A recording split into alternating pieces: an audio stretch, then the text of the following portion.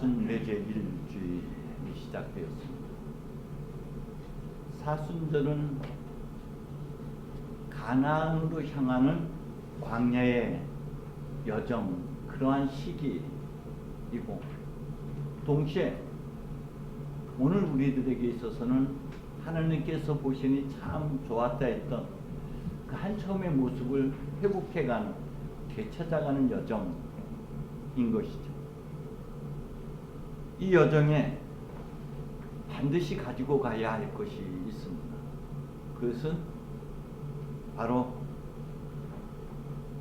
말씀인 것이죠.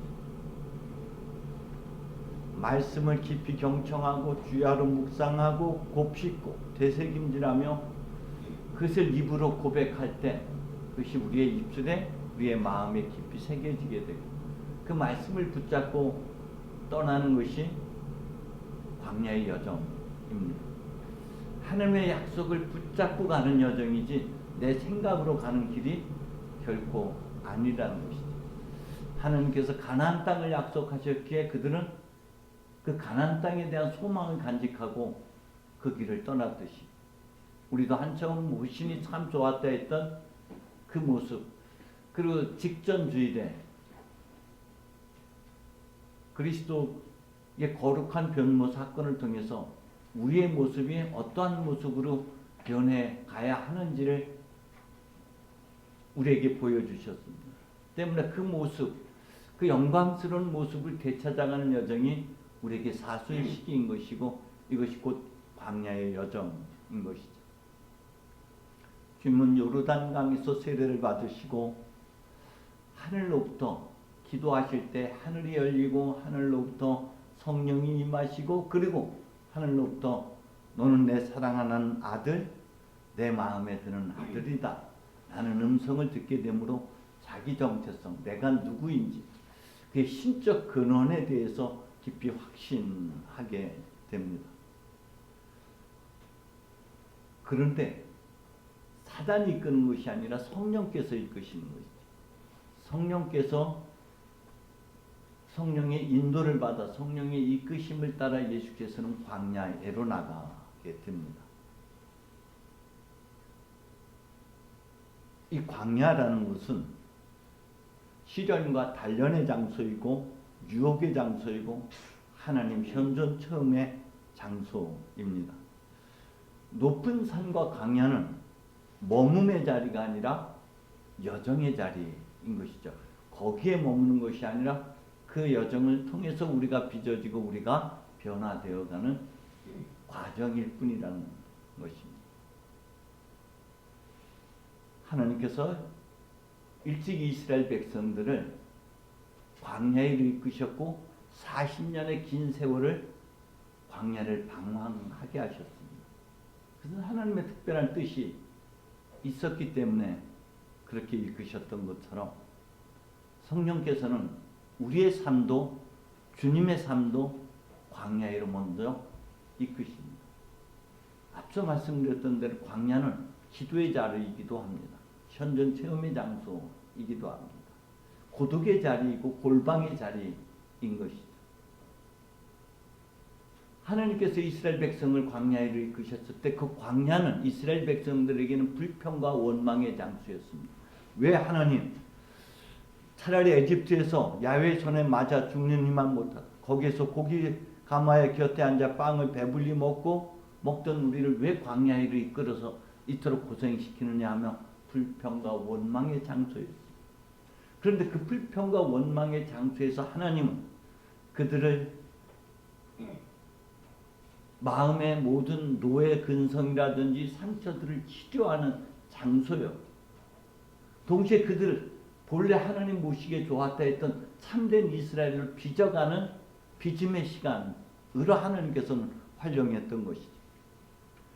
불평과 원망의 자리에서 하나님께서는 그럼에도 불구하고 사람이 제 아이를 업듯이 업고 이끄신 여정이었고, 밤에는 불기둥으로 낮에는 구름기둥으로 이끄셨고, 만나와 메추라기 때로는 반석을 쳐서 물을 공급해 주셨던 것이요, 그런 시련과 고난 그리고 은혜와 보호의 손길 아래서 참된 이스라엘로 빚어지는 시간이었던 것이죠. 백성들은 원망이었지만 하나님께서는 그들을 빚어내는 그런 빚음의 시간이었던 것이죠.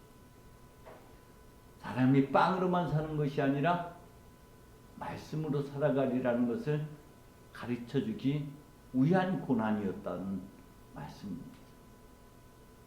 주님도 성령의 이끄심을 받아서 광야로 나가는데 광야는 주님에게 있어서는 피정의 시간인 것이죠. 깊은 골방에서 하나님과 씨름하는 자리예요. 외부의 시련과 외부의 유혹이 아니라 내면에 일어나고 있는 탐욕과 내면에서 일어나고 있는 분노와 내면에서 일어나고 있는 무지와 어리석음들과의 싸움이 피정입니다. 자기를 성찰하는 자리가 되는 것입니다. 주님은 그 피정의 시간에 내가 누구인지 신적 근원에 대한 다시금 새롭게 확신하는 자리가 되었고, 가야 할 길, 어디에서 와서 어디로 가야 하는지, 어떤 삶을 살아야 하는지, 어떤 길을 가야 하는지를 확인하는 그 소명의 시간이 바로 광야였던 것이죠. 성서의 40이라는 숫자는 상징적인 숫자이고 인간의 한계선상의 자리가 바로 40이라는 숫자 안에 담고 있는 의미입니다. 그 한계선상에서 인간은 하나님에게로 귀하게 되고 우리가 갖고 있었던 모든 가치관과 삶의 태도가 바뀌어지는 그런 시간이 되고, 한 민족인 이스라엘 민족에게 있어서는 자기 정체성을 회복하는 그런 데 필요한 시간이 바로 40일이라는 것이죠. 모세도 40일의 여정을 통해서 본래 자신의 모습을, 빛나는 영광스러운 모습을 되찾게 되었고, 엘리야도 호렙산에서 40일을 통해서 다시금 자신의 정체성과 소명을 재인식하는 시간이 되었습니다. 예수님께도 마찬가지로 자신이 가야 할 길을, 그 소명을 확인하는 그런 자리가 되었습니다. 이 유혹은 정체성에 대한 것입니다. 네가 만일 하나님의 아들이거든. 이건 우리에게 동일하게, 그래서 내가 누구인지 자신에 대한 강한 확신과 소명을 간직한 사람들은, 흔들림이 없다면 자신의 정체성에 대한 신념이 있는 사람들은 이 유혹에 쉽게 흔들리지 않아요. 그런데 우리는 이것에 대한 두려움과 불안이 여전히 남아 있습니다. 예수님께 대한 이 유혹은 예수로 하여금 그 정체성을 흔들어내고 가야 할 길, 주님은 낮아짐의 길, 비움의 길을 가는데 그 길을 방해하는 것이죠. 움켜잡음의 길애로 현혹시키는 것이 주님께 대한 유혹의 내용들입니다. 사단은 우리보다 우리 자신을 더 잘 알고 있다는 것 다시 한번 기억해야 됩니다. 우리의 기질, 성격, 성향, 약함, 강함, 욕망, 상처, 소망, 열등감, 수치심, 이 모든 것들을 우리보다 더 잘 알고 있습니다. 그래서 가장 약한 부분을 터치하고 가장 강한 욕망을 터치하는 것이죠. 40일간 금식을 하시게 된 예수님, 그것은 인간의 한계점이고 삶과 죽음, 생과 사의 갈림길에 서 있을 때 사단이 유혹을 합니다. 당신이 하나님의 아들이거든. 그 하나님의 아들이심을 그 신적 근원에 대한 증표로서, 표징으로서, 증거로서 보여달라는 거예요. 뭐를? 돌을, 빵을. 이 빵에 대한 유혹은 소유욕입니다. 움켜잡고. 우리도 삶의 여정에서 이게 움켜잡고자 하는 욕망들이 불끈불끈 일어나요.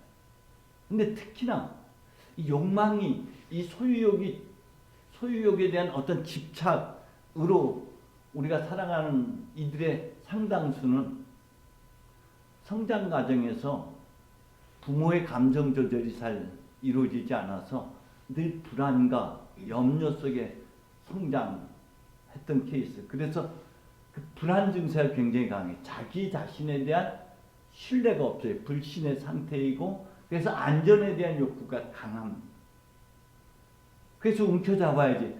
갖고 있는데 나눠주지 못하는 사람들도 많아요. 냉장고에 썩어도 냉장고에 가득가득 채워놓는 경우. 여러분, 우리는 어떤 유혹에, 나에게 이 유혹의 뿌리, 내가 이 움켜잡음에 집착하고 있는 그 근원적인 뿌리는 무엇인지를 깊이 성찰해야만 됩니다.